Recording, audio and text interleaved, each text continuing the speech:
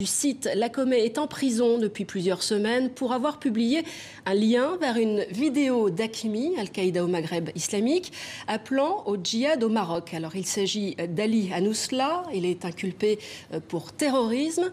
De nombreuses organisations des droits de l'homme dénoncent l'attitude du Maroc dans cette affaire. Même John Kerry, le secrétaire d'État américain, a demandé ce week-end la libération d'Ali Anousla. Notre invité dans ce journal, Charles Saint-Pro, merci d'être avec nous. Vous êtes directeur de l'Observatoire d'études géopolitiques de Paris. Vous êtes un spécialiste du monde arabe et de l'islam. Quelle est votre position sur cette affaire? Vous pensez que cette arrestation est justifiée ou pas? Tout d'abord, je crois qu'il faut savoir raison garder dans cette affaire et revenir à l'essentiel. L'essentiel, c'est la diffusion par Hakmi, c'est-à-dire Al-Qaïda, d'une vidéo, d'une longue vidéo anti-marocaine et appelant à commettre des actes terroristes et appelant les jeunes Marocains à rejoindre les rangs terroristes. C'est ça le fond de l'affaire. Alors cette vidéo a été reprise avec des commentaires par un certain nombre de publications, un journal espagnol et puis un site marocain. Je crois que c'est à ce moment-là que le directeur de ce site a été mis en examen conformément à la loi marocaine. Je crois que le problème n'est pas un problème de liberté de la presse dans ce cas d'espèce. Le problème, c'est la lutte contre le terrorisme.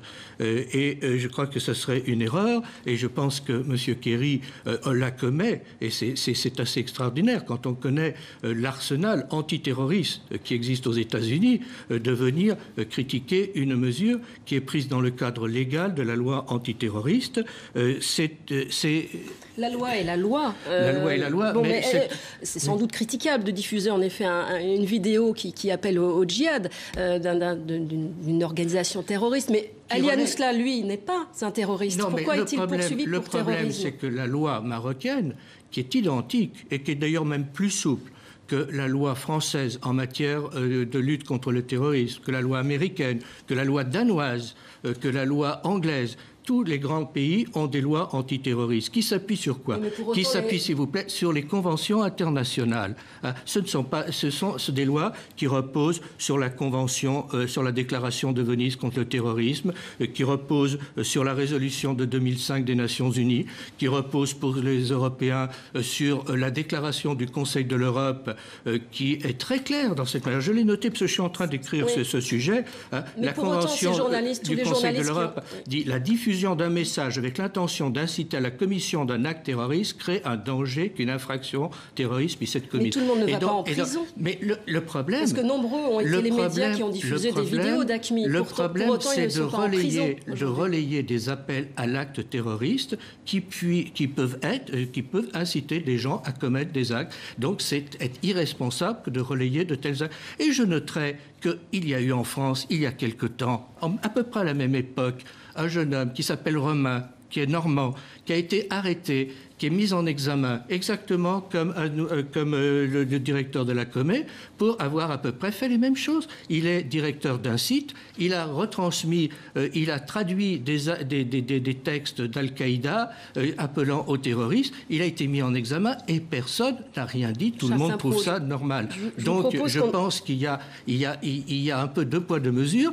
Je ne vois pas pourquoi on s'en prend au Maroc, qui est un pays menacé dans sa stabilité par le terrorisme, qui est un pays très clair dans la lutte antiterroriste. Il n'y en a pas beaucoup dans la région qui sont aussi clairs dans la lutte antiterroriste, qui est un facteur essentiel de la lutte antiterroriste aussi bien au Sahel qu'au Sahara. Je ne vois pas pourquoi il y aurait deux poids, deux mesures et que le Maroc ne pourrait pas adopter les mesures qui sont prises par tout le monde. J'aimerais vous faire réagir parce qu'il y a Ali Anousla, c'est un journaliste qui est connu au Maroc, c'est un journaliste qui dérange. Lacomé est un site indépendant. Je vous propose d'écouter l'intervention de Boubker Jamaï, qui lui est rédacteur en chef du site francophone de Lacomé. C'était lors d'un colloque sur la liberté de la presse à Paris. Il est totalement innocent des crimes qu'on lui impute, mais il il est coupable d'autres crimes qu'on ne lui impute pas et qui sont considérés par le régime comme des crimes. Le premier de ces crimes, c'est ce qui fait l'honneur de notre profession, à savoir dire où se trouve le pouvoir politique et dire comment il est exercé. Ali fait ce travail-là au quotidien. Son deuxième crime aussi, c'est de publier des enquêtes qui montrent comment la corruption tourne autour de ces centres de pouvoir. Et enfin, son troisième crime, qui est très important aujourd'hui dans notre partie du monde et pas seulement au Maroc, c'est d'offrir un espace à des groupes idéologiques qui n'ont pas où parler. Et sur la base de cette popularisation, de cette polarisation, extrême polarisation, comme on le voit aujourd'hui en Égypte, que se nourrit l'autoritarisme. Voilà, Boubacar Jamaï, votre réaction oui, c'est ce rapidement. qu'on appelle noyer le poisson et détourner l'attention. Si donner un espace à des gens qui ne peuvent pas parler, c'est laisser la parole aux terroristes d'Al-Qaïda, je doute que tout ça... Mais en fait, nous avons là une manœuvre.